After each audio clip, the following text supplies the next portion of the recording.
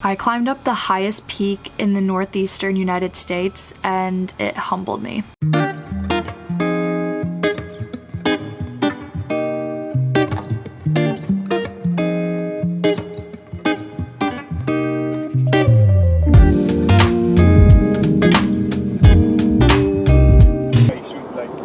Out of the way? No. Oh, wait, why is this so not? Is it a video?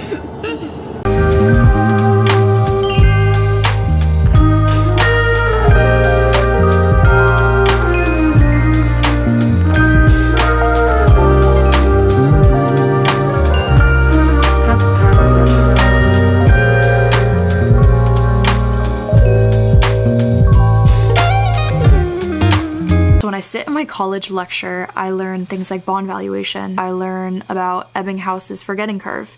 And that's important, right? And usually the topics interest me. However, lived experiences just challenges and grows you in ways that a structured classroom simply cannot match. Anytime I go on these big hikes, it really grows me and it always changes my perspective. I didn't do a lot of vlogging on the mountain, but I got some cool nature shots. I'll be narrating what I learned and big takeaways I had from this trek up and down Mount Washington in New Hampshire.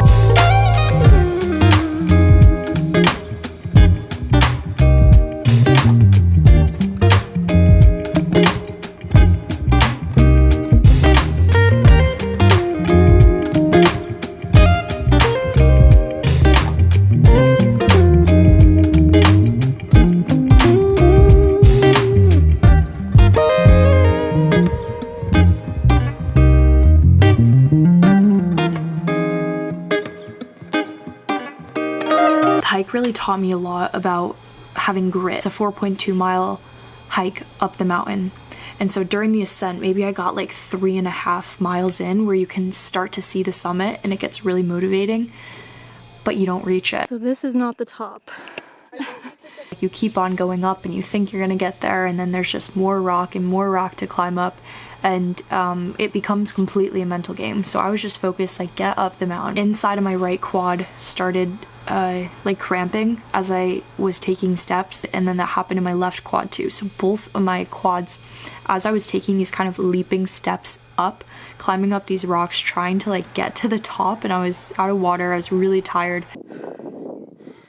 My leg is cramping. And it was holy shit, I was close to the top of this mountain. If I just sat on a rock and tried to massage the mountain, just wait, that's not really gonna help. If anything, the cramp is just gonna get tighter. So there literally was just no other option than to just tough it out and get to the top of the mountain, because I was really close. It's good to separate what you can control and what you cannot. And in that moment, what I could control was the effort I was putting in.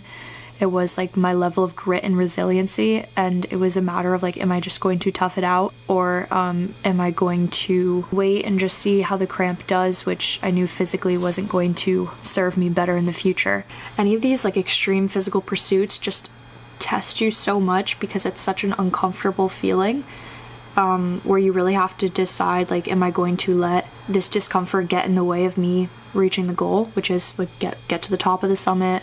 There's a reason why you see this trend of people doing the dopamine detoxes right now, where they quit social media for 30 days, or they do things that they quit sugar, all these things that give us this hit of dopamine, and they're using that to kind of challenge themselves. But doing hikes like these, they really do test you, just as a cold shower would, or any other things where you're actively putting yourself in uncomfortable situations. This is the circle in which you can operate. This is your level of comfort, and this is where you thrive in. And so when something happens here, it's not in your circle, but once you can accomplish this task, then your circle gets bigger. And so now you can prove that level of competence to yourself, which totally increases self-confidence, gets you more prepared for the next thing you're gonna do. Because get back to Connecticut and all of a sudden class the next day and then an exam the next week, and it's okay, I just hiked up Mount Washington, yeah, I can take this exam. It's those moments where you don't feel quite ready that you just absolutely have to do the thing. On my corkboard, there are 2 sticky notes I have up there, from a tweet I read. I can't remember the guy that tweeted it, but he basically said these are my 2 heuristics for living life. And so one of them, I'll read it off to you. It says, if I want to do something but feel uncomfortable or unsure, that means I'm now obligated to do it. So that is incredibly relevant to this.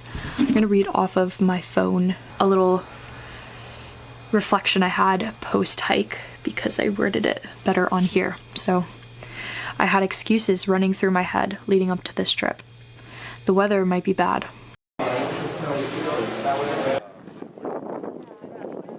It's a long drive. I'm gonna waste the whole weekend. I have too much work to do. I'm not in good enough physical shape for this. What if I get hurt? What if? It's perfectly human to think up these excuses and second guess yourself and feel the nerves and doubt and fear. What's important is that you take action anyways. Do the hard things. Do the things that scare you and demand more from you than you believe you're capable of.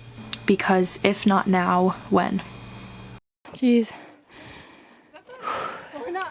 Growing up, I ran with my aunt on our roads. Anytime we'd run up a hill, she would say, don't look up at the steep incline, just look down at your feet.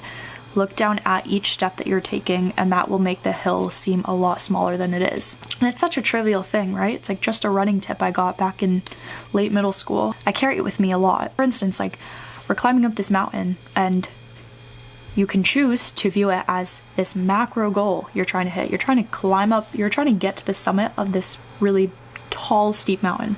It's good to have that macro goal, like I can have that in the back of my head, but that's not where I should be focusing my attention on. All I'm going to think of when I'm trying to reach that macro goal is the deficit I'm at, my delta. So right now, I'm 1 mile in, shoot, that means I have 3 more to go.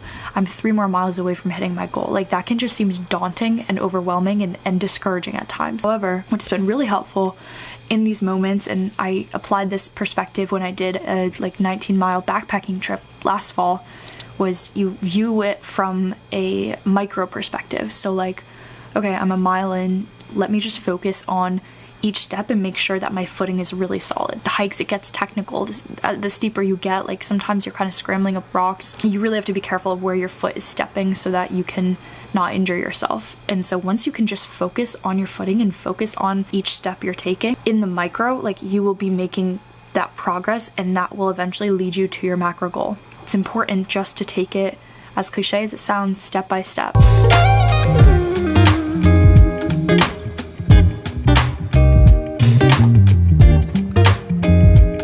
Deep connections are rooted in shared experience. When you meet someone for the first time or they're kind of an acquaintance, it's really hard to form like a deep friendship or relationship just from talking to each other. It's a lot easier and more natural when you can be doing something together. Everyone that you're doing the activity with is like-minded to one extent or another. Gotta be at least a little bit adventurous to voluntarily hike up Mount Washington. So there's already that shared interest when you're there, and then when you do something together, it's really motivating. We're almost there. Halfway. Yay. Yeah, halfway there. Taking a break. Less than a mile? Let's go, people. That's it for me today. Go get off YouTube and hike a mountain or something. See you next time.